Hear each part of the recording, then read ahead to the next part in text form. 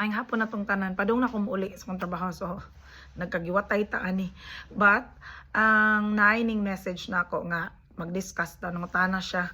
Kanang, ate, unsa man di ay gyoy kanang kuan aning kanang anxiety. Kay very common kuno kaayo na siya karon sa Pilipinas. So, ning uli ko, 1 month ago, maoy mostly akong nadunggan nga naay anxiety, naay nga na long time ago sa edad pa nako, so 46 na ko no, wala gyud na siya, mental health is kanang dili na siya hisgutan.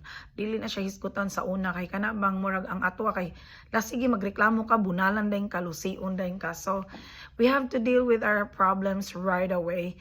We don't have time to reason out nga naamang gukoy ka ng mental health problem or ing ana. So wala na siya, murag lahi ang pananaw sa mga tao nimo kung moingon na kag mental health kay murag manay nabuang man siguro na siya. So dili na siya kaayo discussed. So ning balhin ko og laing country kay ning gawas ko nanarbaho ko sa laing country, especially pag abot na ako diri sa Australia. Grabe kaayo ang support jud sa community og discussion, and they openly kanang istoryahan jud nila na ang kanang mental health. Bisan sa among trabaho diri, naadjug kay right to say no sa kanang kung dili na gyud nimo kaya. We're in sa ato murag mahadlok tanong nga ang atong manager moingon nga girason-rason na nimong mental health kay kanang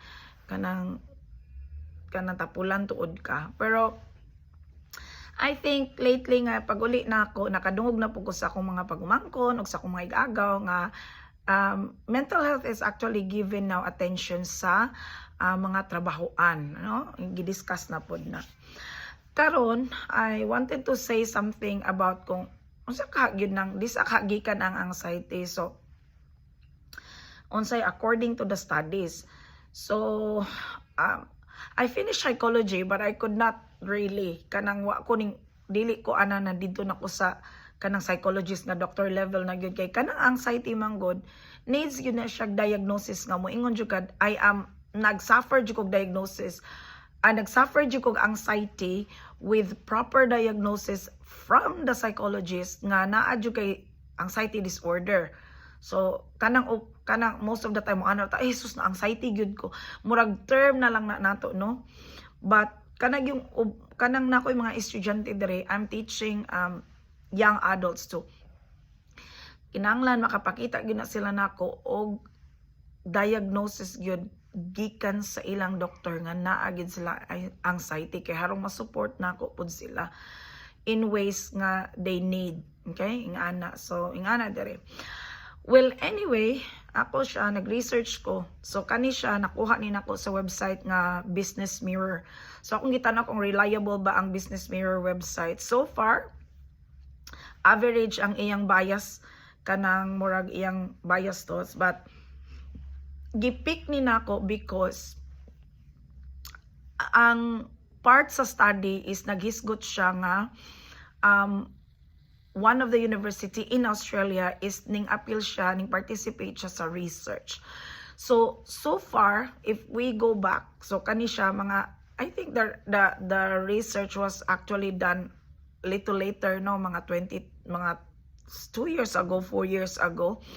So, ang World Health Organization, isulti gyud siya nga, ang 18 years of age, 0 to 18 years, natay mga mental health issues nga gineglect ra around the world. So, muna siya, around the world, dili ra kay kita ray nagka-problema.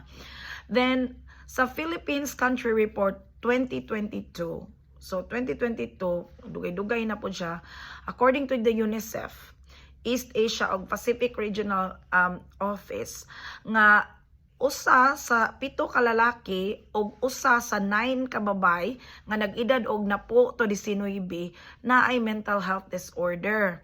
So naa sila'y suicide thoughts o niya ang uban jud nila magpakamatay gyud among the age of 15 to 19. So sa ato lang na sa Pilipinas. So this is kanang napan yun nilang statistics in 2019. So ang suicide is mo'y ikaupat, no, sa pinaka leading na reason nga kanang cause of death sa mga batan-o nato nga nag-edad og 15 to 19. So ang mga factors, ang reason daw nganong moabot sila suicide is poor mental health, ikaduha in exposure of violence. So tag-exposure of violence kanang siguro sa ilang palibot daghang nag-away, ilang ginikanan, magsigig kulatahay, ingana no, peer victimization. So kana bang murag kanang mga friends, kung unsay ikasulti sa mga friends no, kanang murag siguro bullying or something like that. And then na ay bullying na po'y loneliness, kay wala kay friend, kay ginabully ka. And then you isolate yourself. So mo na kasagaran nga nakasuwat sa report nga will lead to suicide. Now karon ang University of the Philippines Population Institute pod nga gifunded sa Department of Health, naapod sila findings sa Filipinos nga 15 to 24-year-old nga karon recently naa sila mental health state nga issues.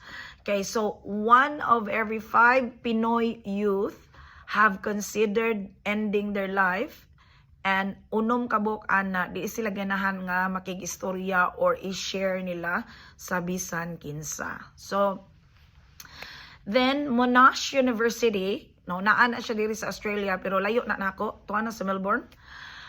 Ning highlight sila nga gilook at nila unsa gyud kahay relationship sa health, mental health sa mga Filipino youth. Unsay connection ani sa modern technology. Okay? So sa atong generation karon di nam jud mawa ang bata na adyoy iPad, na ay cellphone. Pero na-shock ko kay pag uli nako, bisan ang bata nga pila pa ka buwan, tagaan nag telepono kay para malingaw. Oh? So karon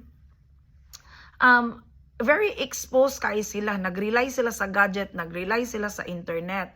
So kaning natay internet, makaayo man ni no, makatabang sa assignment, no, maka-expose na to. Maoday na inaa didto sa laing Pilipinas, murag more ma-educated ta no. So naa sila yung mga benefits na makaingon punta, maayo din eh. Pero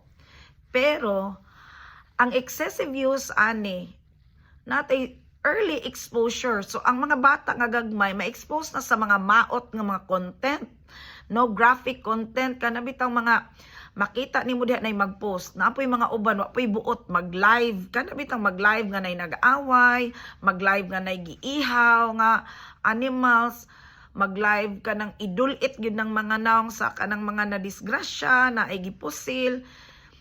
There's no more filter in the social media now, and then that becomes normal sa hunahuna sa mga bata.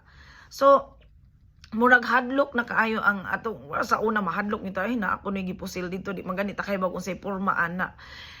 Ang screen time sa mga bata wala nay interaction ang ginikanan og ang bata tungod kay moana ang mga ginikanan. Uy, okay na nindot maka-learn sila in English diha, okay?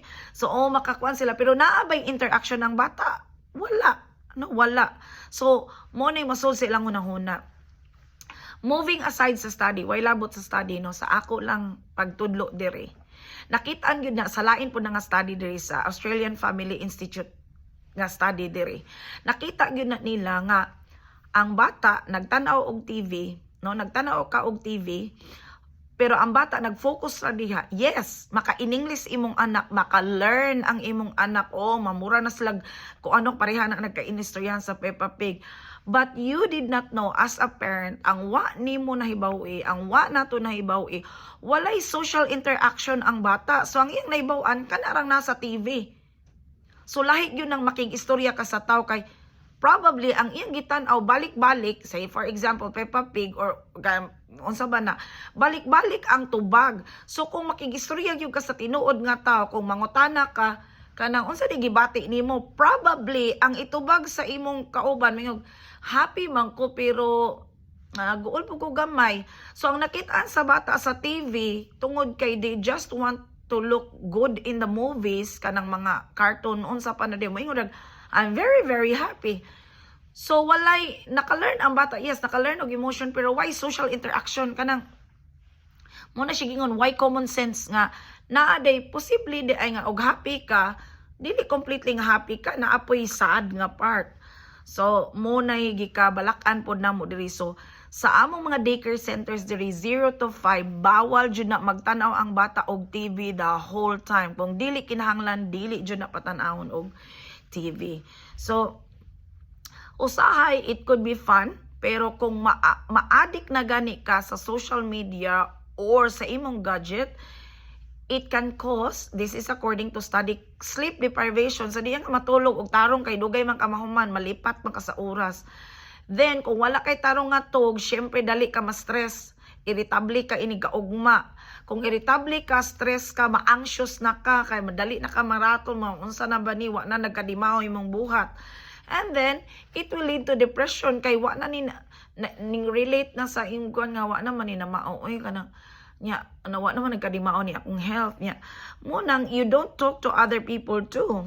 So in the Philippines, the young people is the second largest users of smartphones, ha? So this is according to social media statistics in the Philippines in 2023.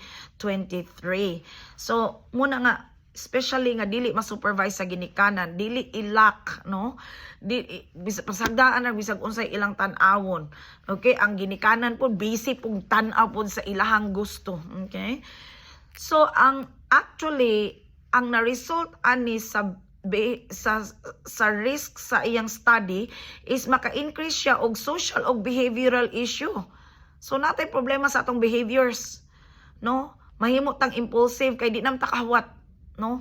Ang mga bata karon di na jud musugot, pahawaton nimo kadali lang, or ingno nimo sunod semana na ta mo palit anak kay kuan kanang maghuwat pa ko sa sweldo, dayong ligid-ligid sa mga bata.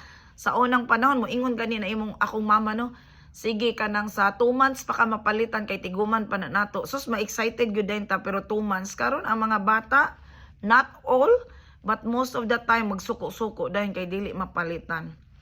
Okay? And then it will lead to anxiety and depression. So, muna siya mention diri sa studies according to Dr. Tag in sa Monash University. So, kinahanglan yun natay strategic and guided technology and internet use. Karon pangutana mga ginikanan, gigaidan ba ninyo inyong mga anak kung unsay ilang gitan-aw? Ha? Pila ka porsyento sa oras sa tibuok adlaw nakag-istorya ka sa imong anak? Okay? So, kinahanglan yun. In the end, it says here, value of support sa parents yun, grandparents, entire family, especially kung mag-uol imong anak. Hopefully, the home is the basic kanang group of the society. Dapat ang imong anak dili mahadlok mo uli. Dapat ang imong bahay is a safe place for the children to express what their feelings are. Dapat di sila mahadlok nimo nga muuli sila mapa kanang nahagbong baya ko mapa kanang wa man na crush ang akong crush nako. This should be discussed at home, no? Mapa kanang unsa kayo na huna nimo, tambok kay ko or niwang ko. Kay lisod kay nang adto sila sa gawas. Unya mo adto sila sa social media niya. Ang nagsulti ang social media nila nga dapat imong hawak 12 na lang para mahimo kang gwapa. No, that's not true. Okay? So we have to check. Kita good parents, responsible jud ta ani. Okay? And then, naay makaguide nila kung maglibog sila. Kay probably pila ka buok ilang amiga. 12 ka buok niya ang lain-laing tubag sa ilang problema. Asa man sila ma-confuse sila, and then ang difficult ana is maadto sila sa sayop nga barkada. So mas maayo gyud nang muuli, excited atong mga anak muuli sa atong balay, o excited sila makakita nato. See to it, kung busy kay mo, bisag usa na lang ka meal of the day nga magkatapok mo diha. No gadgets on the table. Sa ako lang na usahay guilty man pud no kay makain sa gamit man pud kuan. Ako, I'm not perfect parent, but I see to it nga kanang dili mahadlok akong mga anak na ko mo istorya, or kung mahadlok sila nako adto sila sa kumbana. So mao gyud na importante. So according to the Freedom of Information Philippines website, actually makakuha kag statistics diha. kung makakuha nimo. But ang usa pod karon ka problema sa anxiety o kanang kuan ingana is ang mga bata kung dili safe ang ilang family, they will go to their friends. Hopefully they're not bad influences, and then friends, they use illegal drugs. So mo nang asa naman padung inyong mga anak matiriring ra gihapon. So ang suicide gani karon ning lower na ang number, ang age na nasa 13. So and then ning extend to 28 years old. So but also religiously, I would say, lastly but most importantly, we need to pray, because everything nga imong ma-see around you, murag normal na lang, no? Normal na lang kay na makakita ka nga kabit-kabit, normal na lang kay nang moingon ka nga, ay magburikat ko kay para madato ko. Normal na lang kay nang kanang thought nga, kuha na lang, oy magpakamatay na lang ko kay kanang mao na ni solution sa akong problema. Normal na lang kaayo ng mulayas ko, normal na lang kaayo ng okay ra na suyupan na nagkadiyot nya mawa ng problema. It's not. Overall, these are the reasons, possible reasons nga naay anxiety ning exist sa atong community. And ang anxiety di na siya mo exist alone. Naay kuyog yun na anxiety, depression, mo kuyog na siya, irritability, mga ingana. But I think ang kaning report nga akong gitan-aw sa website, it will always go back to the family. It will always go back to us parents. It will always go back to unsaon nato pagdisiplina atong mga anak. So part 1 pa ni kay ako sang giladlad kung unsay possible reasons. Maybe you have to make certain rules about the use of gadgets at home. Sa Australia, gi-block na nila ang 16-year-old paubos nga maggamit og mga TikTok, kanang Facebook. So gihimo na ng rule. Although na uban makalusot pa gihapon, nothing is perfect, but kinahanglan na kay parent permission sa imong mga gadgets sa imong anak kay haron nga kuan. Pero unsaon man lagi ang pangutana, unsaon man lagi pagkatarong sa anak kung ang anak ning kopya ra pod sa ginikanan nga wa na ilaing giatubang kundi ang gadget na lang pod. So please be careful of what you think nga kung anak na gadget maka-learn sila daghan sa internet. No, not like that. So honestly, there's one school here in Sydney now, giban gyud ang tanang gadget, balik og papel og ballpen og kanang notebook ang mga estudyante. And lahi na gyud, no? So patience is that's one big thing sa generation karon, dili makahuwat magdali, but not all. I'm not generalizing everyone. Next time, ang next part ani is I will discuss about how anxiety affects, or how culture affects anxiety. So I will find studies, but also ako pong kuan nga akong mga thoughts nga kung unsay akong na-observe diri sa Pilipinas o diri pod sa laing nasod as a teacher's point of view. Mora to. Daghang salamat og reviewhan ninyo akong istorya kung asa dapita ka ta nagkuwang as ang ginikanan. Maayong hapon.